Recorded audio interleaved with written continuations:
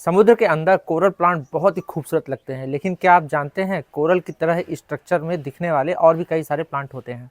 उन्हीं में से ये एक प्लांट है यूफोर्बिया लैक्टिया की क्रिस्टेटा वैरायटी। इस प्लांट का ये क्रिस्टल टाइप का शेप कोरल की तरह ही दिखता है, इसलिए इस प्लांट को कोरल कैक्टस भी कहते हैं। हालांकि यह प्लांट कैक्टस नहीं बल्कि यूफोर्बिया सीआई फैमिली से आता है, लेकिन इस प्लांट की प्रॉपर्टी और केयर दोनों ही कैक्टस की ही तरह हैं। हालांकि कैक्टस प्लांट आप कैसे पहचानें, मैं एक सिंपल सी ट्रिक बताता हूँ। आप ये कैक्टस प्लांट देख रहे हैं तो उसके हर एक नोट से मिनिमम 4 या फिर उससे ज़्यादा कांटे निकले हुए हैं। वहीं उनमें ये वाइट कलर का हल्का कुशन भी है। वहीं आप इस प्लांट में देखिए, इसके नोड में मैक्सिमम 2 या फिर 3 ही कांटे हैं।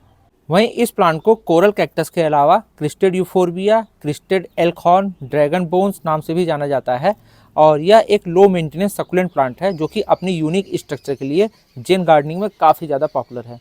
वहीं यह प्लांट इंडिया का नेटिव प्लांट है और यह हमारे यहाँ एरिड और सेमी एरिड रीजन यानी कि जहाँ पे कम बारिश होती है वहाँ यह प्लांट नेचुरली ग्रो करता है।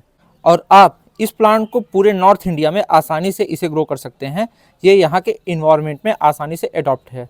वहीं साउथ इंडिया में इस प्लांट को थोड़ी बहुत केयर और एक्सेसिव बारिश से बचा करके भी आप इस प्लांट को लगा सकते हैं। हाँ, यह प्लांट जिन जगहों पर एक्सट्रीम ठंड या फिर बर्फ पड़ती है वहाँ नहीं चलेगा। वैसे यूफोर्बिया लैक्टिया की दूसरी प्रजातियों का आकार इस तरीके से क्रिस्टेड फॉर्म में नहीं होता। होता यह है कि सामान्य पौधों में उनकी जो ग्रोथ होती है वो मेरिस्टोम नाम की कोशिकाओं के समूह द्वारा होती है और उनमें ये कोशिकाएं एक सीधी दिशा में बढ़ती हैं, जिससे उनकी पत्तियों और शाखाओं का आकार नॉर्मल रहता है। लेकिन क्रिस्टेशन म्यूटेशन में यह मेरिस्टोम असामान्य तरीके से डिवाइड होता है और एक विस्तृत और फैन शेप में बढ़ने लगता है। इस वजह से इस प्लांट का तना या फिर शाखा लहरदार मूंगा, जिसे इंग्लिश में कोरल भी कहते हैं, की तरह दिखने लगता है। वहीं इस प्लांट की वेरीगेटेड वैरायटी भी आती हैं जिनका कलर व्हाइट शेड के साथ पेल ग्रीन, पिंक या फिर पर्पल कलर का होता है, जो कि प्लांट की वैरायटी और ग्रोइंग कंडीशन पर डिपेंड करता है। वैसे इस प्लांट का जो ये क्रिस्टेड पोर्शन है जो आप ये अलग से देख रहे हैं वह सीधे इसके रूट स्टॉक से ऊपर बढ़ता है। ये देखिए यहाँ से, जो कि आमतौर पे ये फैन शेप में ब्लूइश ग्रीन कलर का होता है। इसके अलावा इसके कॉर्नर में ये बहुत ही छोटे छोटे कांटे होते हैं। आप ये देख रहे हैं, ये 2 से 3 कांटे होते हैं और इनके साथ में ये इसकी छोटी छोटी पत्तियां भी होती हैं। ये बहुत ही छोटी छोटी पत्तियां हैं। हालांकि यूफोर्बिया लैक्टिया की दूसरी वैरायटीज़ में बहुत ही ज़्यादा फ्लावरिंग होती है, लेकिन इस क्रिस्टेटा वैरायटी में उसके जो फूलों की साइज होती है वो बहुत ही छोटी छोटी होती है और वो गुच्छों में खिलते हैं। लेकिन इस वैरायटी में जनरली इसके फूल आपको देखने को नहीं मिलेंगे, क्योंकि ये वैरायटी अपने इस शेप को बनाने को ज़्यादा प्रायोरिटी देती है, इसलिए इसमें जल्दी फूल नहीं आते। और इस प्लांट को अक्सर दूसरे यूफोर्बिया लैक्टिया पर ग्राफ्ट करके बेचा जाता है, जिससे ये दूसरे एरिया में भी सर्वाइव कर सके, तो उनमें भी जल्दी फूल नहीं आते। वैसे यूफोर्बिया की दूसरी वैरायटी की तरह इस प्लांट में भी हल्का टॉक्सिक होता है और आप जब इस प्लांट को कट करेंगे तो उसमें वाइट कलर का सैप या फिर मिल्क निकलेगा, जिससे स्किन इरिटेशन भी हो सकती है। वहीं आप इस प्लांट की किसी भी पार्ट को कंज्यूम नहीं कर सकते। वहीं इस प्लांट में कभी कभी एकदम प्लेन और सीधी नॉन क्रिस्टेड ग्रोथ दिखाई देती है, तो इस प्लांट की एस्थेटिक लुक को बनाए रखने के लिए आप उस पार्ट को कट कर सकते हैं। अब इस प्लांट की बेसिक केयर की बात करते हैं, जिसमें सबसे पहला आता है सनलाइट। यह प्लांट फुल सनलाइट से लेकर के पार्शियल शेड दोनों ही लोकेशन में बहुत ही अच्छे तरीके से चल सकता है। हालांकि हमारे यहाँ नॉर्थ इंडिया में मई जून में बहुत तेज़ गर्मी पड़ती है, तो गमलों में अगर इस प्लांट को 12 घंटे की लगातार धूप मिलती है तो हो सकता है इस प्लांट को थोड़ी सी दिक्कत हो।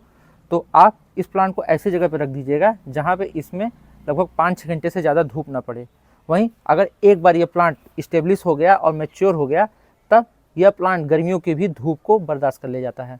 वहीं इस प्लांट में वाटरिंग की बात की जाए तो इसका सिंपल सा रूल है, जब भी इस प्लांट की मिट्टी पूरी तरीके से सूख जाए तब आप इसमें पानी दें, क्योंकि ओवर वाटरिंग की वजह से इस प्लांट में रूट रॉट हो सकता है। वहीं ये एरिड रीजन का प्लांट है जहाँ पे बहुत ही कम बारिश होती है, तो यह प्लांट अपने अंदर वैसे भी बहुत ज़्यादा क्वांटिटी में पानी को स्टोर करके रखता है, तो इस प्लांट को फ्रिक्वेंट वाटरिंग की ज़रूरत नहीं पड़ती। वहीं इस प्लांट की सॉइल की बात करें तो मार्केट में बहुत सारे कैक्टस और सकुलेंट के पॉटिंग मिक्स मिलते हैं। आप उसे ला करके उसमें इस प्लांट को लगा सकते हैं। उसमें ये प्लांट बहुत ही अच्छे तरीके से चलेगा। अगर आप उसे नहीं खरीद सकते तब भी कोई टेंशन वाली बात नहीं है। आप सॉइल में इक्वल मात्रा में सैंड मिला करके और उसमें थोड़ी गोबर खाद मिला करके इस प्लांट को लगा सकते हैं। और अगर आपके पास थोड़ा बहुत कंकड़ पत्थर है तो वो भी डाल सकते हैं, उसमें भी ये प्लांट चल जाएगा। आप ये देख रहे हैं, ये नॉर्मल, ये देखिए ये नॉर्मल सॉइल है और उसमें मैंने रेत मिलाई हुई है और थोड़ी सी गोबर खाद, और उसी में मैंने इस प्लांट को लगाया है। और लगभग ये प्लांट 2.5 साल से ज़्यादा बड़ा हो गया है और उसी में ये बहुत ही अच्छा तरीके से चल रहा है। मैं इतना छोटा सा प्लांट लेकर के आया था 2.5 साल पहले और 2.5 साल में ये इतना बड़ा हो गया। तो इस प्लांट की ग्रोथ बहुत ही अच्छी है और आप इस प्लांट को अक्सर जो गवर्नमेंट नर्सरी या फिर पार्क है वहाँ पे देख सकते हैं। तो ये प्लांट बहुत ही अच्छे तरीके से हमारे एरिया में चलता है। इस प्लांट में फर्टिलाइज़र की बात करें तो बाकी कैक्टस प्लांट की तरह इस प्लांट में जो ग्रोथ होती है वो नीचे की तरह नहीं बढ़ती, इसमें ऊपर की तरफ ग्रोथ होती है। तो गमले में आपको सॉलिड फर्टिलाइज़र डालने का इसमें हमेशा जगह मिल जाएगा। ये भी देखिए इसमें ये जगह बना हुआ है। तो आप इसमें स्प्रिंग या फिर ऑटम में आप इसमें सॉलिड फर्टिलाइज़र डाल सकते हैं। हाँ, अगर स्पेस ना हो तो आप चाहें तो ऑर्गेनिक लिक्विड फर्टिलाइज़र भी इसमें डाल सकते हैं। वहीं बारिश में और ठंडियों में इसमें किसी भी तरीके की कोई भी फर्टिलाइज़र देने की ज़रूरत नहीं है। इस प्लांट की प्रोपगेशन की बात करें तो वो भी बहुत ही आसान है।